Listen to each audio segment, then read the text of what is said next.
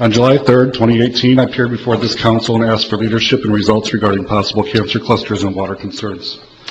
The same day, council told me they were looking into it and more importantly pointed out that if anything was found, they would need to reach out for help because of limited resources and knowledge. My organization and I reached out to experts across the country. We were fortunate enough to have Bob Bocock and Aaron Brockovich agree to visit at no cost to us. Mr. Bocock came and we met to discuss concerns about possible solutions. Mr. Bocock reached out to the city and offered to set up a meeting to discuss this. A meeting was set for mid-September. Upon arrival to this meeting, representatives from our environmental firm, Stell, and myself were denied entrance.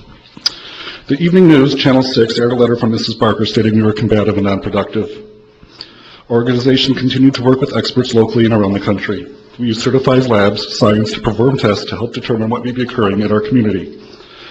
Our organization has been active in attending meetings and have met with other professionals and state representatives and senators. Over the course of the last several months, through our investigation and access to public records, we uncovered a relationship with Kathy Marler. This particular relationship is alarming to me, as Mrs. Marler has actively threatened and harassed myself and my family, apparently in the knowledge of municipal leaders and possibly at their direction. I have the following attachments for you. Kathy Marler was invited to a meeting I was denied entrance to and identified as a cancer advocate and a parent of a cancer survivor. Public records reveal several hundred emails have been exchanged between Mrs. Marler, City Manager Courtney Barker, and Councilwoman Mindy Gibson. I have attached the examples of these emails, and one text identifies Mrs. Marler as your water guru. A separate email identifies a discussion of a nonprofit organization and a plan to mount a campaign of electronic surveillance against citizens with the city's help. Other public records document the city's effort to orchestrate public comments in opposition to Fight for Zero's concerns about contamination and safe drinking water. An email was sent out by Courtney asking friends to appear to the following council meeting to speak against myself, our group, as apparently investigating cancer and contamination is silly, as identified by Mrs. Barker. Other texts shared between Courtney, Devin, Jessica, and others show Mrs. Barker stating, screenshot Jen Swisher's comment, "That one was awesome." All of which Ms. Swisher's comments are attached in reference to this, as well as her apology and retraction of those comments, none of which are awesome or factual. For the record and to date, I have never met or spoken with Mrs. Swisher.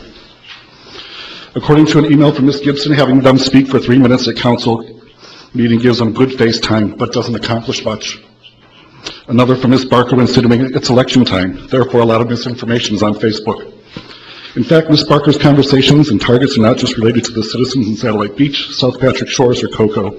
She includes sitting representatives Brian Lober. See attached. This list could go on, but that's not why I'm here tonight. Public records indicate that Kathy Marler is an operative of the city and of the city manager. At the very least, Kathy Marler's harassment has been encouraged and facilitated by the city manager, along with Mindy Gibson.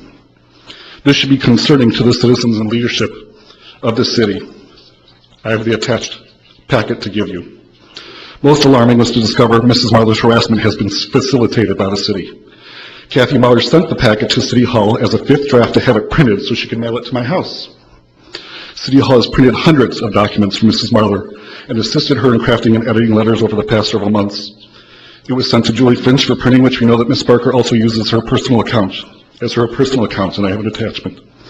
Ms. Barker issued a statement to Florida Health Connection using Julie Finch's email, stating the recently terminated Lenore Alexa was terminated for sending us unnecessary volume of records, only to find out when questioned on January 23rd she was not terminated for this. Now we have uncovered the city has used its time and resources to write the judge overseeing the injunction on her behalf. On January 23rd, the mayor addressed the city's relationship with Mrs. Marler and stated that she is no one, just a resident. It is clear that Mrs. Marler, though offered and encouraged to seek official board positions, and I have an example, is an ex-officio board member and an agent of the city. Lastly, Ms. Barker sent out a letter in February of this year, and the bottom it states, we understand that some residents will want to continue to look for sources of environmental contamination, regardless of the Department of Health report. The city will continue to assist these residents as much as possible.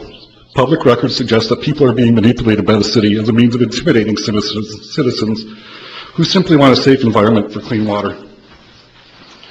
Thank you for my 3 minutes.